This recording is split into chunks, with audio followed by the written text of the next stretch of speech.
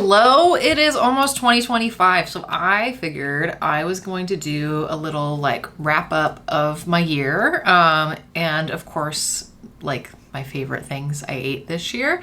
I went through my blog and looked at how many posts I had, but then I also had to look at the videos because sometimes I wrote posts and sometimes I just did videos because sometimes I'm bad at doing that. And then also, I have food that I ate that I never recorded or anything too. So roughly I ate 45 to 50 different things this year in terms of like restaurants, locations, snacks, whatever. So I went to Disney or Universal almost every single week.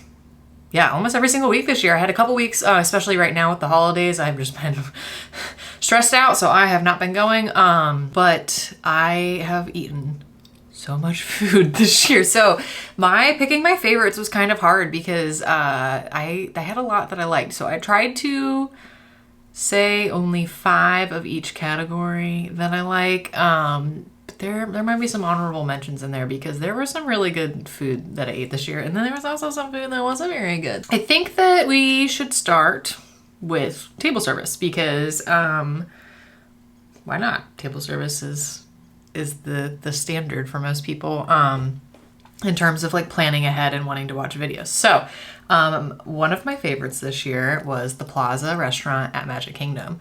I went there for the first time this year on Mother's Day with Finn, and we had such a good meal. I was very confused on the menu, the fact that it's an Impossible Chili burger, because chili on top of a burger sounds very strange, and it kind of was, but it also kind of worked.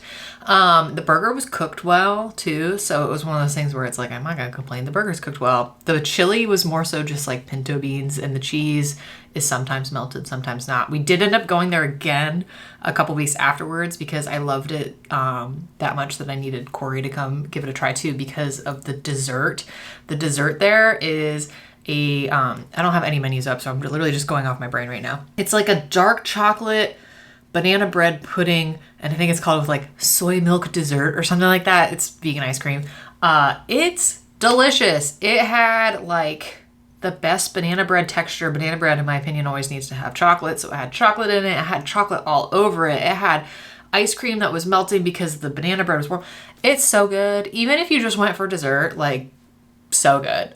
So that was definitely one of my favorites this year. So good that we went 2 times and almost again like 3 weeks ago when we were at Magic Kingdom. But I was like, no, we need to try something new. So we did not go there, but I would go there again in a heartbeat. Another one of my favorites was at the Grand Floridian Cafe when I went with Susanna from Vegan Disney Food. We went for brunch, so it was like a little bit of breakfast, a little bit of lunch.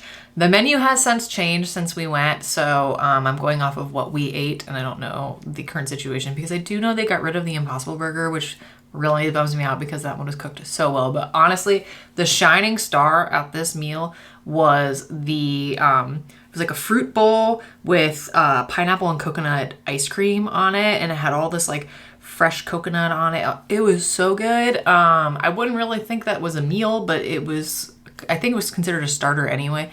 But it was so good. It was so beautiful. It was such a stunning dish. It was flavorful. It was fresh, especially when all you've been eating is fake meats the whole time. It definitely makes a difference. Then the avocado toast as well. Another shining star. It's like a multi-grain bread. It's got all these slices of avocado on it. It's got like a tomato aioli, I believe is what it's called, on it, with these like grape tomatoes that are just kind of like seasoned and obviously been soaking in something. So good. I mean, we have so many avocado toasts to eat around Disney property, and if you're gonna eat any of them, this is the one I would recommend.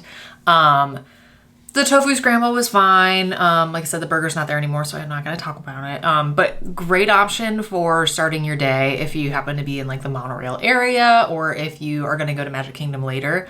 It was fantastic. Another one that we hadn't been to in a while that I really enjoyed was the Edison. I have not eaten at the Edison for probably like 4 or 5 years. And it wasn't because I didn't like it. It was just, it's expensive for what it is. But also I have so many other places to eat that I still have never eaten at in Disney Springs. So we went to the Edison because we heard their burger was really good from Princess and the Bear. And so we ended up going, and Corey and I loved it. It was very similar to what House of Blues burger used to be like, which if you've been following me for years, you know that was our favorite. We used to go there like once a month at least for burgers because it was so good. It was a double patty of Impossible, so it has cheese on it, which is obviously vegan, and then it was just like lettuce, tomato, and pickle, I think. And there's no sauce, which I do love a sauce on a burger, so that was my only points that we're gonna knock off on it, but delicious. And then they did also have a huge pretzel that you could get made vegan. It just comes with a non-vegan dip, otherwise it's vegan as is. So great option, cool spot if you've never been there. It's very like steampunky and just like very different, but on weekend evenings it does get very busy. So if you're gonna go there and you don't want to deal with people, you should go up for lunchtime on a weekday like we did, and there was like 4 tables. All right, number 4. These are in no order. These are based off of when I read them on my blog, so it's not my 4th favorite. It just is the 4th one that I'm saying is Roundup Rodeo Barbecue in Hollywood Studios. That I was so nervous to try because I thought it was going to be an overstimulating nightmare for me, and it wasn't at all, but we did go at open, so I'm sure if we went later it'd be louder and busier, but it wasn't bad at all. The food there was so good. They have a full plant-based option that's listed on the menu, so it's super easy to order it. You start with gluten-free and vegan rolls from Bloomfield Farms, and then it came with like a pepper jelly or pepper relish or something. Again, I'm not looking at menus because it's going to take me forever to do if I do that. So you can find the actual video. I will have them all linked at some point.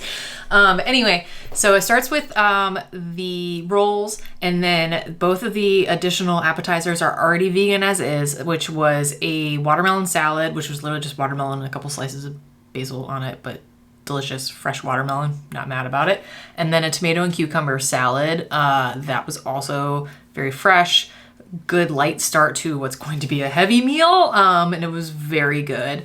The plant-based trio, which I believe, I'm trying to remember what it's specifically called, it's like Trixie's something plant-based trio. It had cauliflower on it. It was combat Carlo flour, which is just fun to say. And it had like a harissa on it and these like breadcrumbs and stuff, which would be really good if the cauliflower was cooked all the way, but ours was not. And then it had like Impossible like rib chops that had these like bamboo bones in them, which was strange, but it was good. And then it has Beyond Sausage. So you get all of those guys, and then you get all these sides. So we had potato barrels, we had the baked beans, which are vegan as is, and they have jackfruit in them, which is fun. And then it had, what else we get? I know we modified the corn because the corn's supposed to have butter, and so our server brought it out to us vegan. And then, the coleslaw, which obviously I didn't like because I didn't even remember what it was. So the coleslaw could be better, but again, so much food. And then you have to end your meal with dessert, of course. And it was called like Gruff's Peach Pie, I think. The amount of knowledge I have in my brain of just random Disney foods at all times. It was like this cutest little mason jar. It was so small. And it had like the layer of the crust, if you will, and then like the filling and it with the whipped cream on top. So good. We ordered 2 of them. I was so full. Like you could have rolled me out of that place and I was still just like another because it was that good. So I definitely really enjoyed that meal. If you have a Hollywood Studios Day coming up, out of all of the table service options there, I have such a love for sci-fi just because of nostalgia for myself. But if I was gonna go somewhere picking based solely on the food experience, I would go to Roundup Rodeo. My last restaurant that I'm gonna say is one of my favorite this year was Coral Reef in Epcot, which I literally just went to with my friend Sarah like 3 weeks ago. I'm still thinking about this meal. It was so good. It started with this salad that was very fresh and light and had this like key lime vinaigrette and like an avocado spread on it. It was creamy because of the avocado, but then it had like the nice little tart sweetness to it. Super good. They did also have the Bloomfield Farms gluten-free vegan rolls. So we got that with Earth Balance butter as well. And then the entree there is, I'm trying to remember what they were called. I think they were like coastal palm cakes, I think is what sounds right. They're vegan crab cakes. The crab cakes themselves were a little mushy for me, but the flavors of everything was so good. It reminded me of Coral Reef circa 2015, 2014, when they used to have like the vegan chicken, like the Gardein chicken that was on like the black rice with the vegetables and stuff. It had that same like tangy flavor, and it had nice textures to it. It had quinoa in it, and then this like slaw type thing on it with corn, and it was just so good. It had a vegan remoulade with the crab cakes, like so good. That was one of the best entrees I think I've eaten at Disney World ever. It was super flavorful. It was incredibly filling. It was unique. It wasn't just like, oh, we grabbed a fake meat, here you go. Would recommend. And then the dessert there is kind of like a redo of a dessert they used to have. They used to have this like Jack Daniel's mousse thing. It's similar but without Jack Daniel's now. It's got Bailey's almondade, I don't know, in it, and it has like orange, so it's like chocolate with Bailey's and some orange flavor. It's got like a crunchy bottom, a shell with like a mousse and a ganache. So good, so good. I might have to drag my family to go eat there again once we are no longer blocked out after the holidays, because I'm still thinking about how good that meal was. Now for funsies, I did make a list of everywhere else I ate this year that I could remember via seeing blog posts and YouTube videos, but I probably also went other places with my family and didn't post about it, but I don't know, maybe I didn't. Anyway, these are the other table services I went to. So these are the 5 that beat out those were the Plaza Restaurant, the Grand Floridian Cafe, the Edison, Roundup Rodeo Barbecue, and Coral Reef. So I also went to Marimoto Asia, which was delicious. I went to Tiffin's, Skipper Canteen. I did Jico at Animal Kingdom Lodge. I never did a video of that one because I just went with a friend who was in town. I did Hollywood and Vine Breakfast, House of Blues, Trattoria al Forno. We did Tusker House for lunch. I did Steakhouse 71 for breakfast twice. I went to Homecoming and didn't do a video of that one because, again, was with a friend in town. And then Rose and Crown. And then I also went to Enzo's recently, and then Beaches and Cream. So those are all the ones I can remember right now that I went to, table service wise. But that's a lot of food. So yeah. Let's go to quick service. All right, yay, quick service, the food that most people eat. So we had a couple new ones this year, so I definitely had to go check out the new options, especially at Magic Kingdom. We're in dire need of new options. So I'm gonna start with my favorites, and one of them was actually one of those. It was Pecos Bill, Tall Tale Inn and Cafe at Magic Kingdom. They got a whole new menu, which really was needed, and the new like grilled masa flatbread is so good. It's vegan and gluten-free. It's this huge flatbread. It's like that big, and it's already cut in 4. Love that. But you can't tell because of the way they put all the stuff on it, but you can pull apart. Love that. It has vegan cheese on it, a vegan crema, pinto beans. I'm trying to remember what else. Was it sweet potato? I think sweet potato maybe, like the ittiest bittiest little chunks, and like a pico de gallo. Super flavorful, very filling, unique. Totally fun. They also have the ability to do the rice bowl vegan, the nachos vegan, and the salad vegan. But if you're gonna go there for anything, I would recommend the flatbread. The other stuff was good too, so I'm not like knocking it, but the flatbread was really good. The only thing that makes me mad about this whole situation is that during the party, so I went to Mickey's Not So Scary Halloween party, and they had like a specialty flatbread at Pecos Bill's during that, and it was the vegan flatbread turned not vegan, and they didn't have an alternative for it, so there was like no vegan as is option at Pecos Bill's being offered during the party, which was not cool, but it is what it is. Another new option this year that I did not expect to change and did not expect to like as much as the old option was at Docking Bay 7. We lost our beloved Felucian garden spread, and now we have falafel. I believe it's actually just called Felucian falafel now. It was really good. I was just like, there's no way it's gonna be as good as the Impossible one was, which has been around since Galaxy's Edge opened. But it was delicious. The falafel was light and fluffy. It had a nice crispy outside. It comes with this like beet hummus, which I think they just used the beets for color because it didn't taste beety by any means. And then they have this purple garlic sauce on it, which is fun because space. And then you get the pita bread still, and then it has the little salad of the cucumber and the tomatoes, and then now has beets in it. So if you don't like beets, that's really the only time that you really would like taste beets. But I did really like this option. I was surprised how much I liked it. I went into it, I literally just come back from vacation whenever they changed it, and I was like, well, I guess I have to go get this. And then I was eating it and I was like, this is delicious. So sometimes my own negativity gets to me, but it was a great option. So if you were nervous about trying it because you loved the Impossible version and you can eat falafel, then you should totally try this one. My next one is going to be Satuli Canteen, because Satuli Canteen has been delicious for years and years and years, ever since Satuli Canteen opened. The crispy tofu bowl is banging. It has never been bad. It's been salty, but it's never been bad. You can get 3 different bases with it. My personal favorite is the rice and beans. Corey likes to get the potato hash. You can also get a salad, and then they have a green onion vinaigrette as well. That is the sauce that's vegan. They have a kid's version of it too, which is rad. So that way, if you have a vegan kid, as long as they can deal with sometimes spicy, the tofu is delicious. So I love this one. It's filling. It's easy. You can mobile order it super quickly. They have tons of seating inside and out. It's a great time. Okay, so another one is offered at all of the value resorts. So you've got Art of Animation, Pop Century, All-Star Sports, Music, and Movies. And it's offered at Port Orleans Riverside and Port Orleans French Quarter.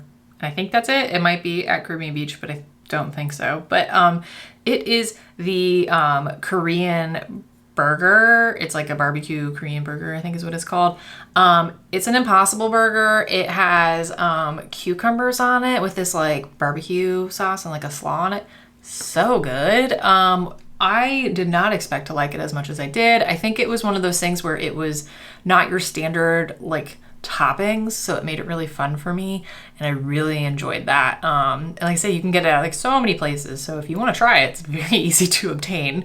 But it was really good. I definitely have contemplated going to any of those resorts to get a burger again, but again, I try to get something new whenever I go down, so I can't always get exactly what I am currently craving, but you can, so do it for me. All right, so the last one that I'm saying it's a quick service.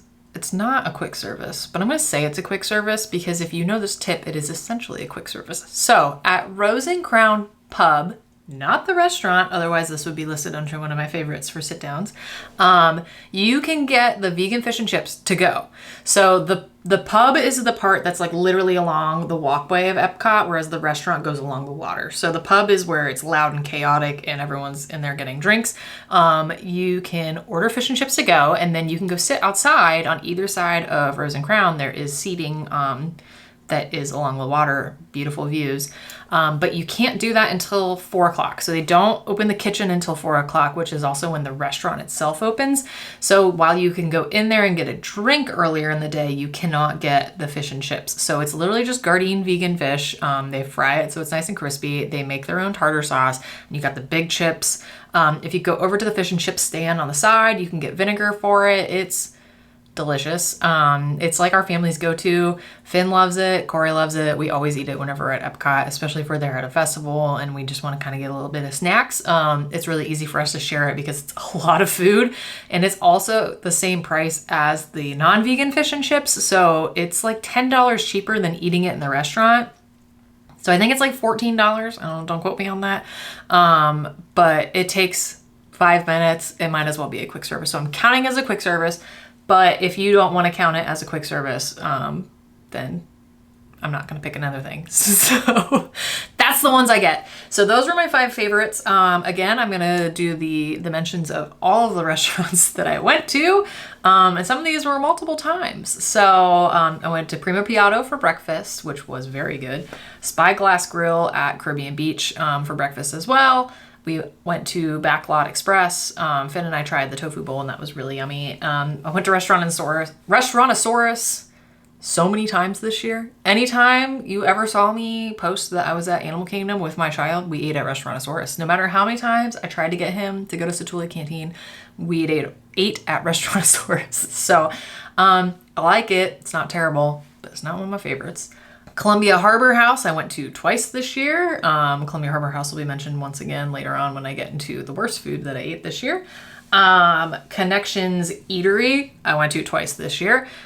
Regal Eagle, I'm pretty sure I also went to twice this year. Harambe Market, which is in Animal Kingdom.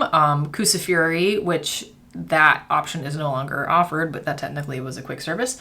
Ronto Roasters for breakfast. I went to ABC Commissary, which was a good burger. And then Goods Foods to Go. I went there the very beginning of the year with Susanna.